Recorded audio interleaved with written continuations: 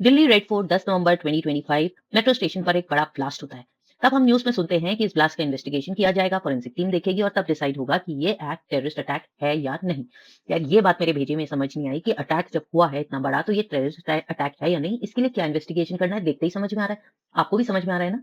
लेकिन फिर भी इन्वेस्टिगेशन के बाद डिसाइड होता है। तो आज चलिए इस वीडियो में हम इसी को समझते हैं कि इतना भी सिंपल नहीं है जितना हमें लग रहा है। कोई भी एक्ट या क्राइम टेररिस्ट अटैक कब बनता है। ब्लास्ट तो कई बार नक्सल्स भी कर देते हैं, हो जाता है, लेकिन हर वो अटैक टेररिस्ट अटैक नहीं होता। कब बनता है ये डिसाइड होता है आपके मोटिव पर। अगर हम इंटरनेशनल लेवल पर भी देखें तो टेररिज्म की कोई एक एग्जैक्ट डेफिनेशन नहीं है, क्योंकि हर कंट्री के लिए अलग अलग है। अगर कोई एक जना किसी एक कंट्री के लिए टेररिस्ट है तो हो सकता है वो किसी दूसरी कंट्री के लिए टेररिस्ट ना हो। तो इसको हम सेक्टर वाइज मानते हैं, एक्शन वाइज मानते हैं। जैसे हाईजैक हो गया, बम ब्लास्ट हो गया, सुसाइड बॉम्बिंग हो गई, तो हम कह देते हैं कि ये टेररिस्ट अटैक है। पर अब हम देखते हैं कि इंडियन लॉ क्या कहता है, क्योंकि हमें बात तो यहीं की करनी है। तो इंडिया की अगर बात करें तो पुराना जो हमारा क्रिमिनल लॉ था आईपीसी, उसमें टेररिज्म को डिफाइन बिल्कुल भी नहीं किया गया था, इसका जिक्र भी नहीं था। लेकिन भारतीय न्याय संहिता में सेक्शन 113 ने पहली बार टेररिस्ट एक्ट को डिफाइन किया है।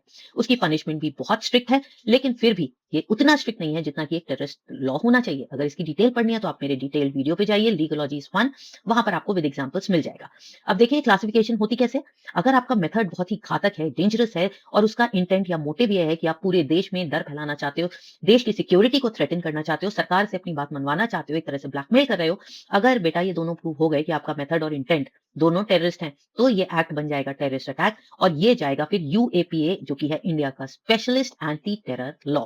अब ये डिसाइड कौन करेगा कि कोई सा जो क्राइम है उसको बीएनएस में डालेंगे या यूएपीए में।